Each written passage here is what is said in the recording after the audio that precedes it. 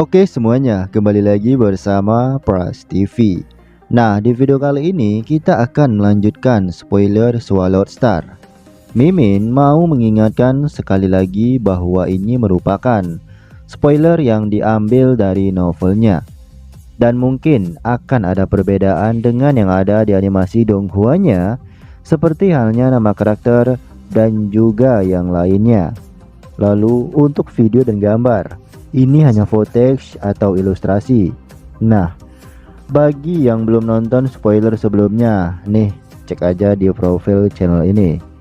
Oke, langsung saja. Melanjutkan cerita sebelumnya, masih stay di Gunung Iblis.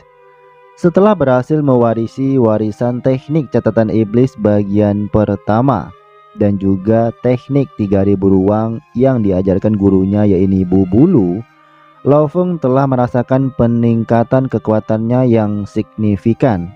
Tentunya di kekuatan mentalnya, karena teknik catatan iblis merupakan teknik yang meningkatkan kekuatan jiwa.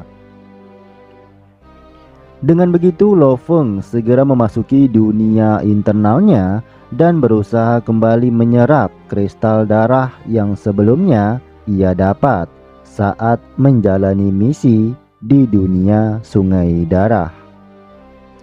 Seperti yang dijelaskan sebelumnya, kristal darah ini dapat membangkitkan potensi kekuatan yang terkandung di dalam tubuh seseorang. Bahkan mode tanduk emasnya sudah merasakan peningkatannya. Dengan begitu membuat serangan-serangannya meningkat dengan sangat pesat. Pada saat ini Lo Feng bersiap menyerap kristal yang ke-99 di mode tanduk emasnya. Nah, bagi yang mengikuti spoiler dari gua pasti udah tahu nih proses penyerapan kristal darah. Dan bagi yang baru mengikuti channel ini dan belum mengerti art di dunia Sungai Darah, yuk tonton dulu di channel gua yang pertama. Oke, kita lanjut ya guys ya. Lo Feng kemudian melukai lengan kanan di mode tanduk emasnya dan meletakkan kristal darah ke luka tersebut. Alhasil, energi dan aura pembunuhnya meresap ke dalam tubuh mode tanduk emasnya. Bentrokan energi merangsang tubuh mode tanduk emas Lo Feng dan ia pun berusaha mengendalikan serta menyerapnya secara sempurna. Setiap bagian tubuh mode tanduk emasnya mengalami evolusi dan itu sangatlah sakit. Beberapa saat kemudian, akhirnya kesakitan tersebut mereda dan Lo Feng berhasil menyerapnya dengan sempurna. Lalu, Lo Feng kembali mengeluarkan kristal darah lagi dan bersiap untuk menyerap kristal darahnya yang ke-100. Ketika kristal darah ke-100 ini memasuki tubuh mode tanduk emas Lo Feng, ia merasakan rasa sakit di sekujur tubuhnya. Beberapa saat kemudian, akhirnya sakit ini mereda, namun penyerapannya gagal total. Lo Feng lalu kembali ke tubuh utamanya yang berada di ruang tengah istana warisan dan melihat bahkan tubuh manusianya terkena efek dari evolusi tubuh di mode tanduk emasnya. Di saat penyerapan kristal darah yang ke-100 tadi, ketiga tubuh Lo Feng, yaitu tubuh utama, mode tanduk emas, dan mode Mosa atau Demon Killernya merasakan sakit yang sangat luar biasa. Bahkan membuat ketiga tubuh ini memuntahkan seteguk darah.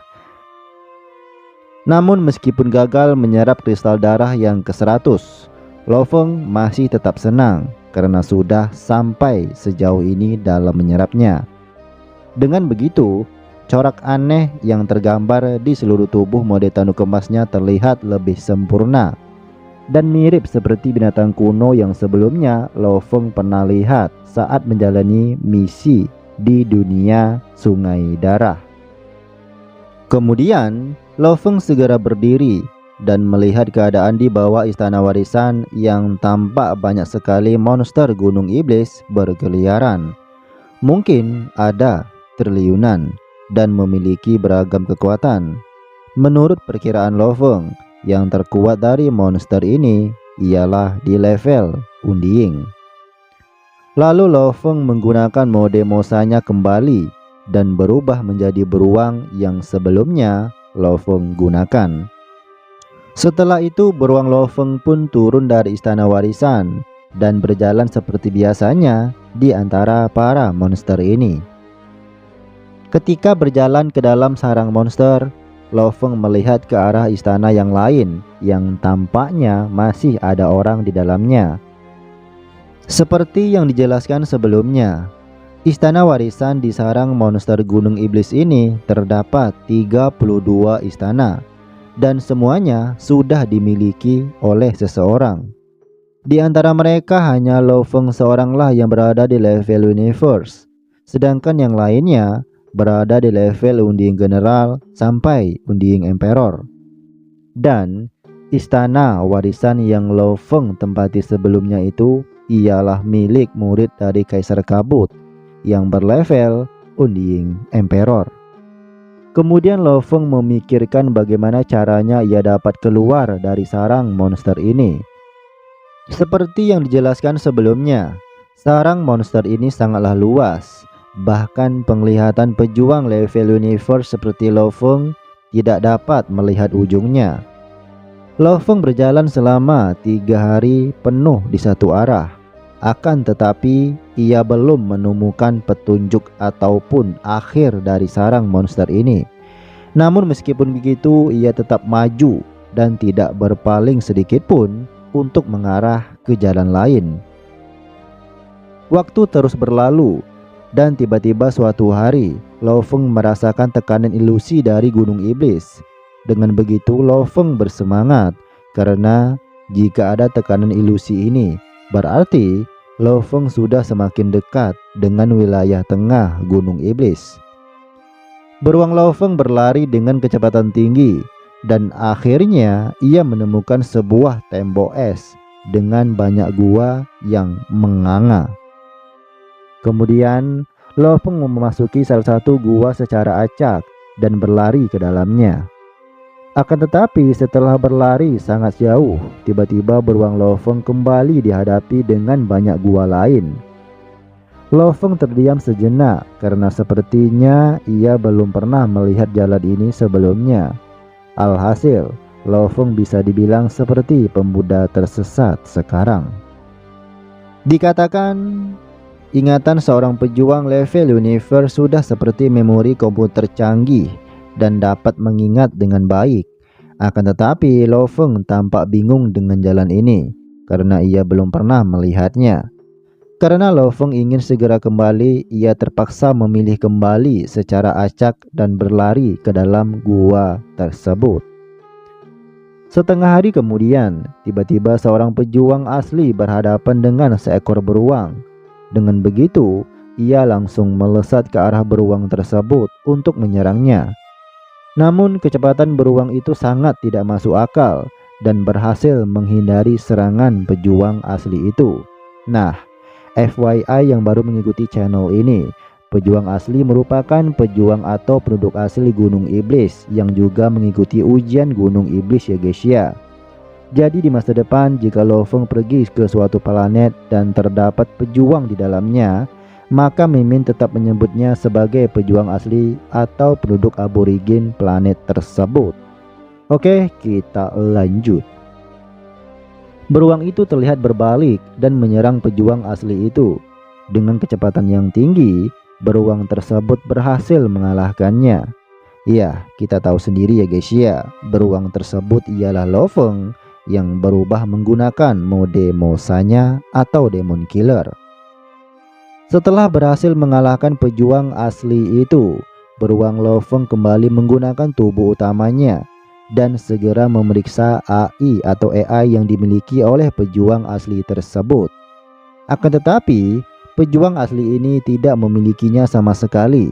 Padahal Lo Feng berniat ingin mengambil peta yang digunakan oleh pejuang tersebut, sehingga Lo Feng dapat keluar dengan mudah. Namun ternyatanya berandal ini tidak memilikinya.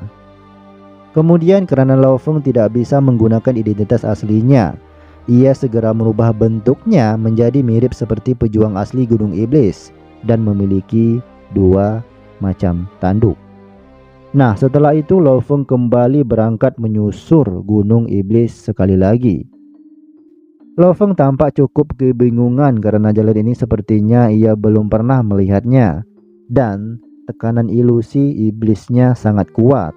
Untung saja Lo Feng memiliki kekuatan jiwa setara dengan pejuang level Tuan Sektor Puncak, bahkan mendekati Unding. Jika tidak, Lo Feng akan menjadi ODGJ atau orang dalam gangguan jiwa ya guys ya. Karenanya, seperti yang dijelaskan sebelumnya, Gunung Iblis ini merupakan semacam labirin super dengan banyaknya terdapat gua-gua dan cabang gua. Jika kehilangan ingatan akan jalur atau tidak memiliki peta, maka sudah dipastikan pejuang tersebut akan tersesat, seperti yang terjadi pada Lo Feng sekarang.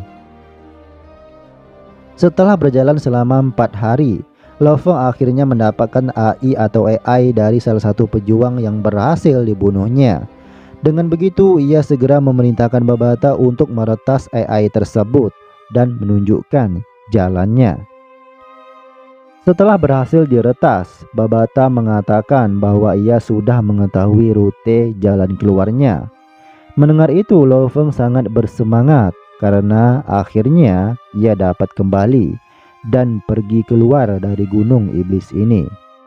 Namun ketika hendak berjalan, tiba-tiba Babata merasakan pemindaian dunia milik pejuang level Tuan Sektor atau World Master.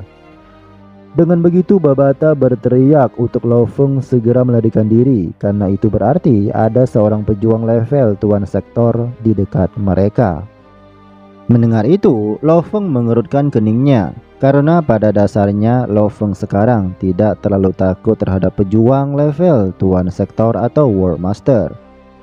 Karena Tuan Sektor itu melihat bagaimana Lo Feng mengalahkan pejuang level Tuan Domain atau Domain Master sebelumnya, ia mengira bahwa Lo Feng memiliki semacam harta karun atau item berharga. Dengan begitu ia menjadi serakah dan ingin memilikinya. Dalam sekejap, Tuan Sektor itu sudah berada di hadapan Lo Feng. Melihat hal tersebut, Lo Feng menatapnya dengan dingin dan bersiap melancarkan rencananya. Lo Feng lalu melarikan diri dengan kecepatan tinggi. Ketika saat itu, ia juga menukar tubuhnya dengan mode Mosa atau Demon Killernya dan mengeluarkan laser kelas E9 yang sebelumnya ia dapat dari bawahan Poyu. Ketika melihat laser tersebut, seorang pejuang asli Tuan Sektor itu tampak bersemangat dan ingin mengambilnya dari Lo Feng. Akan tetapi di saat ia bergerak mendekat, mode Mosa Lo Feng menggunakan kecepatannya untuk terus melarikan diri dan mengisi daya laser. Setelah daya laser terisi penuh, mode Mosa atau Demon Killer Lo Feng ini berbalik dan mendorong laser tersebut ke arah Tuan Sektor itu, dan boom! Laser tersebut mengenai tubuh dari Tuan Sektor tolol itu ya guys ya. Dan apa yang terjadi? Ya, hancur lebur. Don gak bang? Don. Kemudian Lo Feng mendekat ke arah ledakan itu dan mengambil cincin ruang milik Tuan Sektor tersebut. Dan setelah diperiksa, Lo Feng tertawa karena pejuang level Tuan Sektor tetaplah Tuan Sektor, baik itu pejuang asli maupun elit alam semesta. Mereka semua tetap memiliki kekayaan yang cukup banyak. Dan juga di dalamnya terdapat banyak sekali tag hitam. Jika seluruhnya digabungkan, maka saat ini Lo Feng sudah memiliki hampir 9.000 lebih tag hitam. Dan hanya tinggal sedikit lagi untuk dia mencapai 10.000 tag hitam. Dengan begini, Lo Feng hanya perlu mengalahkan satu atau dua pejuang asli level tuan domain. Maka dari itu, ia akan mendapatkan tag hitam yang lebih dan mencapai 10.000. Lo Feng kembali melakukan perjalanannya, dan di dalam perjalanan kembali itu, Lo Feng berhadapan dengan 10 pejuang asli level tuan domain atau domain master. Dengan kekuatan Lo Feng yang hanya berada di level universe atau alam semesta dan tampangnya mirip seperti pejuang asli, banyak pejuang asli yang lebih kuat mengincar dirinya karena akan sangat mudah dikalahkan dan mendapatkan tag hitam. Namun di akhir hayat mereka sangat terkejut karena kekuatan yang ditunjukkan oleh Lo Feng sangatlah kuat dan menakutkan, dan mereka pun berhasil dikalahkan. Dengan begitu, Lo Feng telah mencukupi kebutuhan untuk mencapai 10.000 tag hitam dan sangat bersemangat untuk keluar dari gunung iblis ini. Nah, bagaimana dengan kelanjutan ceritanya? Oke, cukup sampai di sini dulu videonya. Yuk push like dan komen, apalagi subscribe video ini ya guys ya, channel ini ya guys ya. Oke, bye bye.